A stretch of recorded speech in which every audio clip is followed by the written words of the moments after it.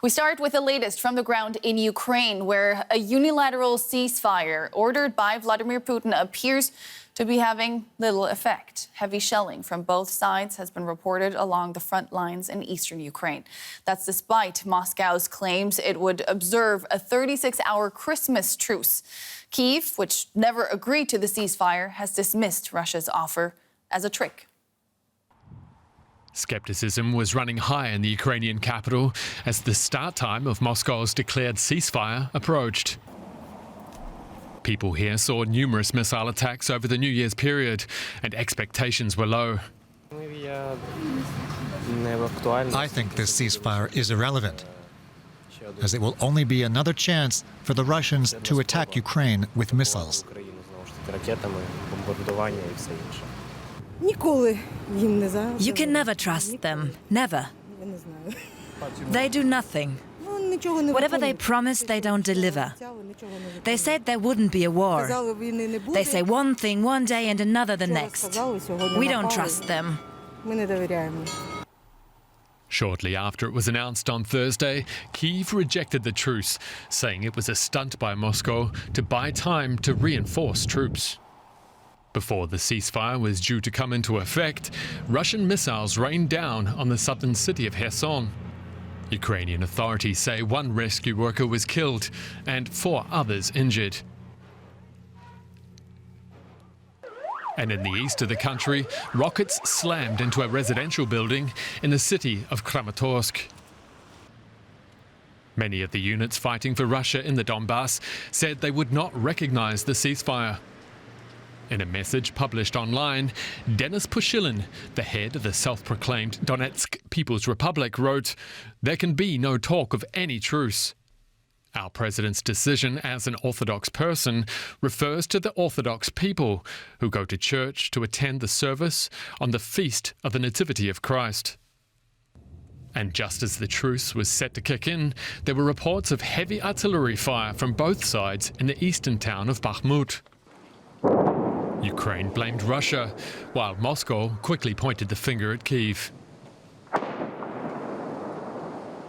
Despite the fact that the Russian military observed the ceasefire today, January 6th, from 12 p.m. Moscow time, the Kyiv regime continued shelling residential areas and positions of Russian troops. The unilateral ceasefire would have been the first complete lull in fighting since Russia invaded in February 2022. But Kyiv says the only way to restore peace in the country is for Russian troops to leave Ukraine.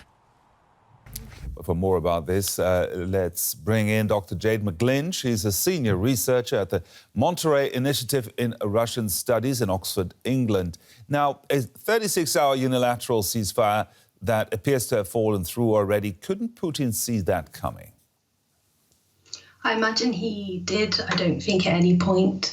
I don't think the purpose of declaring the ceasefire was to have a ceasefire. I'll put it that way. It was obvious it would fall apart. I mean, even last night when we had Denis Pushilin, the head of the Donetsk People's Republic, the unrecognized statelet that's now been annexed by Russia, at least as they say so. And he said that he refused to abide by any ceasefire because he didn't believe that the Ukrainians that his men were fighting were indeed Orthodox. So what was behind this ceasefire then? Mm-hmm.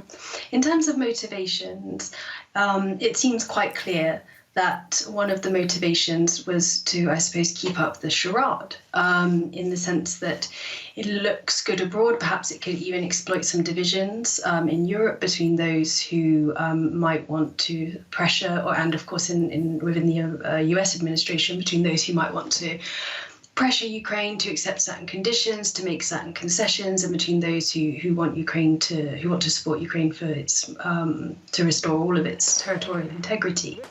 That clearly didn't work, given the weapons deliveries that you were just speaking about and that we've been hearing about over the last couple of days. But I also think there's a message to a domestic audience here too. Firstly, of course, it's reflective of Putin's own ideology and understanding of Ukrainians as Russian people. Most Ukrainians now, from this year, have it's been going on for a while, but from this year in particular, most Ukrainians do tend to celebrate Christmas on the 25th of December.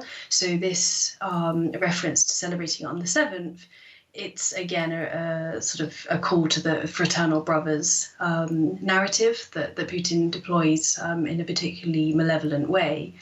But it also makes Putin look like a peacemaker at home, particularly at a time when concerns are mounting about a second wave of mobilization and, of course, about the recent explosion on New Year's Eve in Makiivka. Yeah, I was about to come to that. Do you think there's a direct link to that setback, the New Year's Eve attack in which almost 90 Russian soldiers were killed? Certainly, it's causing trouble. I mean, a direct link is difficult to know. I mean, there were a lot of weapons there. I don't think that Putin is sitting there in mourning. They've made it very clear in the Kremlin that they are prepared to take, enormous losses. So I don't think it's the number of men killed that will have had the impact. It could be the amount of ammunition that was blown up, because an awful amount was there. Just means that now a new logistical route needs to be sorted out, or of course they need to find a new way to sort of regroup or to get more ammunition. I do think that because this is something that has resonated, there's a lot of pressure from the nationalist bloggers who want Putin to sort of fight harder. And are sort of very passionate about the war. And there's a lot of domestic, I suppose, upset about the way that the mobilized soldiers, the Mobics, have been treated. I do think that perhaps now was a useful time for Putin to sort of play the let's have a truce. I would like to have peace. It was a helpful characterization at that moment in time, given the domestic context. Jade McGlynn there, thank you very much for your insights. And Ukrainian President Volodymyr Zelensky has personally thanked Chancellor Olaf Scholz following Germany's decision to send armored combat vehicles and other heavy equipment to Ukraine. The government in Berlin said Germany will send about 40 Marder armored fighting vehicles by the end of March. It will also send a Patriot missile defense system. The decision came a day ago in what was seen as a major policy shift by Berlin. Russia has criticized the announcement as a further step towards escalation. And for some analysis, I'm joined now by defense analyst Fabrice Potier in Brussels. He's the CEO of the political consultancy firm Rasmussen Global. Welcome back to DW, Mr. Potier.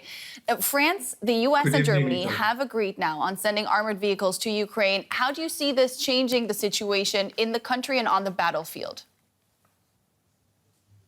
There is clearly a concerted decision by both the United States, France, and Germany to cross a new threshold here by delivering not main battle tanks, but as close as it gets to main battle tanks, light battle tanks, that will allow the Ukrainians to operate more in more contested areas, both in the south and in the Donbass. So in that sense, I think this is an important, not to say a game changer, but it is an important step forward to basically prepare the Ukrainians for possibly a Ukrainian offensive or counteroffensive in the early spring. Armored vehicles and light tanks are one thing, but Berlin, like other Western allies, is still under pressure to send heavy, more modern battle tanks. Do you expect Western allies to shift into that direction eventually?